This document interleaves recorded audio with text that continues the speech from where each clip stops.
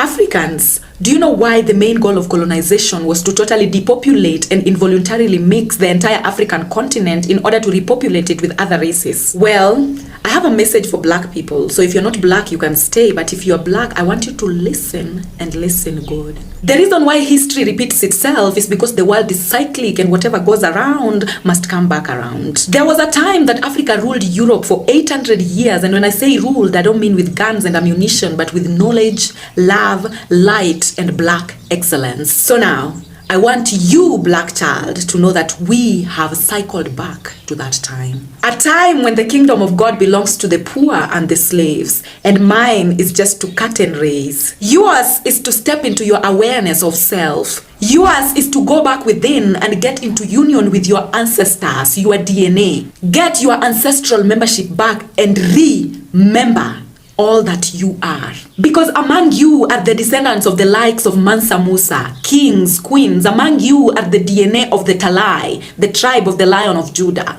Among you are the inventors of the hieroglyphics. Among you are the architectures of the great pyramids, the incredible mathematics of the Ishango bone. Among you are the DNA of the Moors, the teachers of all modern European technology. Among you are the DNA that mentored great European philosophers like Pythagoras. As a black person, the DNA of slavery and colonization is not the only DNA that you carry, and they know that. The ancient, great African civilization is still present and imprinted deep in your soul. They can ban all the books and ruin all the universities, but your DNA is present. Your memory is present. Your ancestral knowledge is present deep in your soul and is yours forever. All I want to say is that there was a time they wanted to wipe you all off or mix you all up, so there was no one left to remember. There was a time that remembering who you are would have been a great crime, and so the ancestors had you forget to protect you. But I'm here to assure you that it is now safe to remember the African royalties among you. It is time for black people to experience the excellence of their own blackness. It is time to awaken the extreme talents and excellence that are deeply rooted within you. It is now safe to show the world who you are.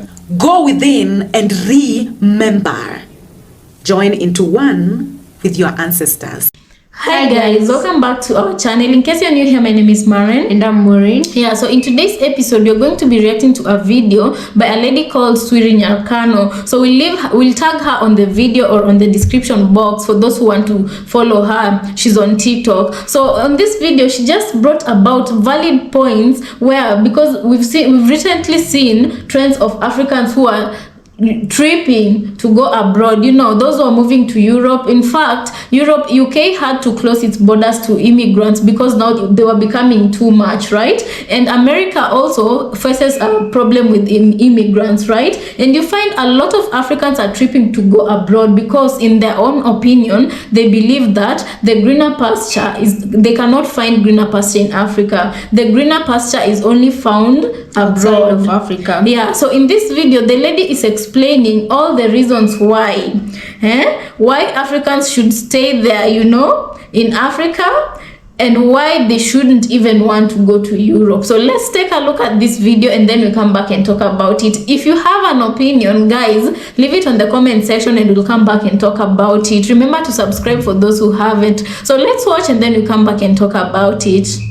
Here are some truths that Africans who have not been to Europe need to know about Europe. Number one, Europe has no borders. While European countries came together under the Berlin Conference to split Africa into colonies with strict borders, their own borders have stayed wide open to each other. Number two, tourism is one of the best generators for economic revenue, and at the expense of Africa, Europe is still up to date, accumulating huge chunks of revenues from copied plastic pyramids, display of African art in museums, astrological buildings and walls. And while Europe doesn't have so much to offer as far as natural tourism is concerned, they have successfully used mainstream media to lure people into their airports daily because they know that it is where energy goes that grows. Number three, it is the rich people in Europe that eat fresh farm food like the poor people in Africa, while it is the poor people in Europe that eat junk food like the rich people in Africa. In Africa, it is mostly the rich that deal with issues obesity, while in Europe, it is mostly the poor that deal with issues obesity. At number 5, in Europe, they live by the slogan of pay as you live because they have no ancestral lands. Average people have to work 2 to 3 jobs just to be able to afford the bare minimum. If you can't pay to live, unlike in Africa, in Europe you have no ancestral land to go back to. Therefore, homelessness in Europe is like the order of the day. Number 6, without electricity, unlike Africa, Europe can't survive. Last but not least, our ancestors believed that hell is cold and that you freeze to death in hell. The European winter encourages vasoconstriction to a black person. That is brain fog that causes depression. But the saddest news was learning about the heat wave caused by most streets being majorly concrete. So during summer, the concrete absorbs so much heat that people fall dead on the streets. A lot of Africans who have not been to Europe think that them making it to Europe will mean them making it in life. But you are in for a rude shock. Because the American dream, the European dream, is only but an illusion that most Africans who are abroad don't want to tell you the truth about. A lot of rich Africans leave being rich in Africa to go be poor in Europe. I beg, if you know what's best for you, stay in the Garden of Eden.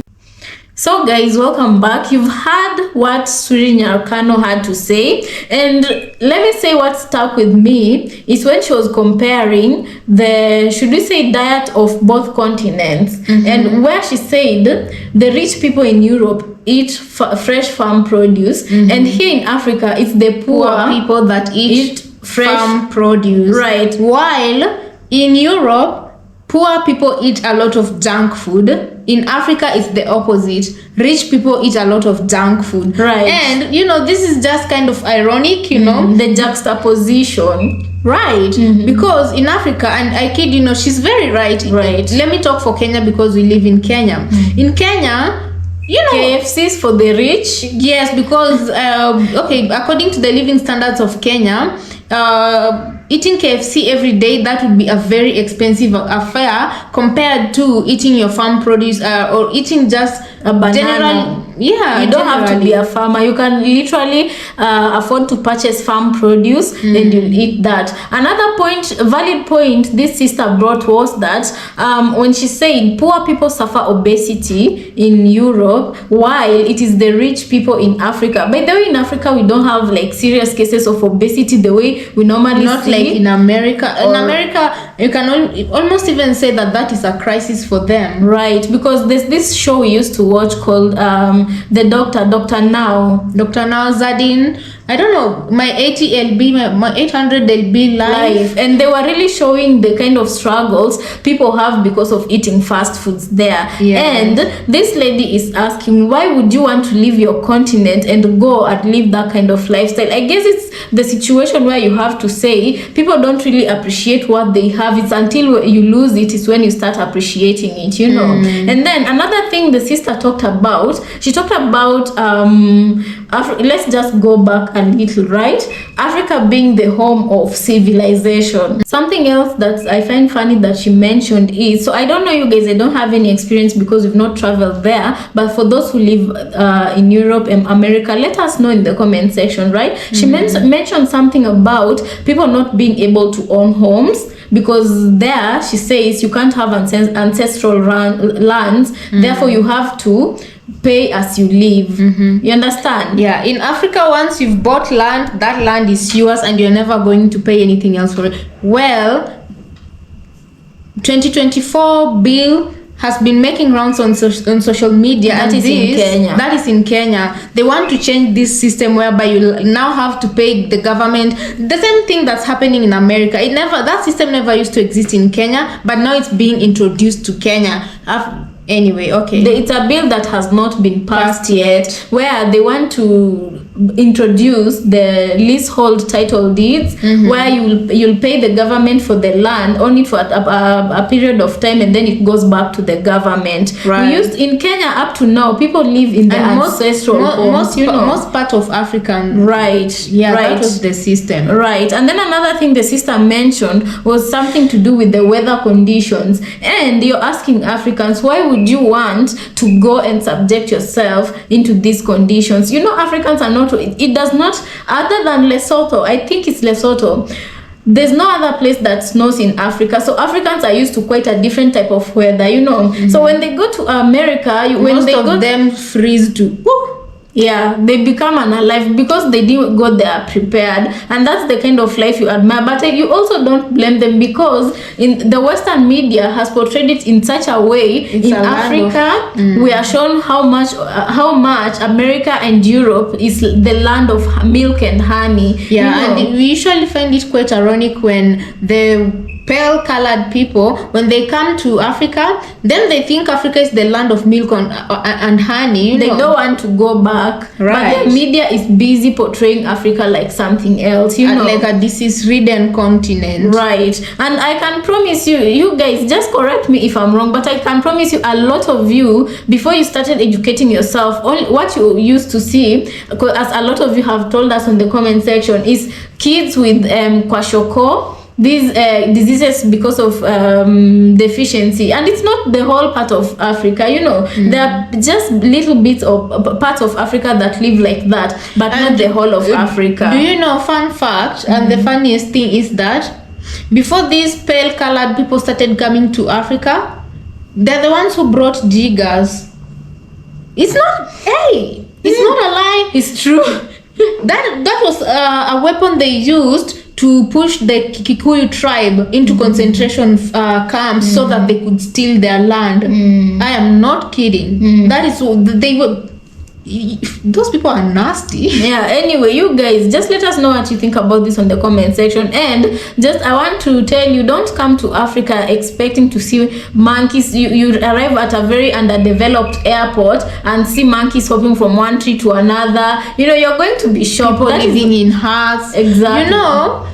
Even other pale colored people who've come to Africa, they reckon that African homes, they are the best quality, better than American homes, because in American homes, there's a reason why they use punch plywood and wood. Yes, there's a reason why they punch holes in American homes. But in Africa, you don't find that sort of behavior, because you will punch a wall and you'll end up fracturing your bones because it's that good. We use concrete to build, Yeah. And then another thing that our sister talked about, she was saying that what goes around must come around. So she says, during the time when Africans ruled the whole world, they ruled even Europe, and the reason why these palm colored people, at some point they tried to make black people go extinct.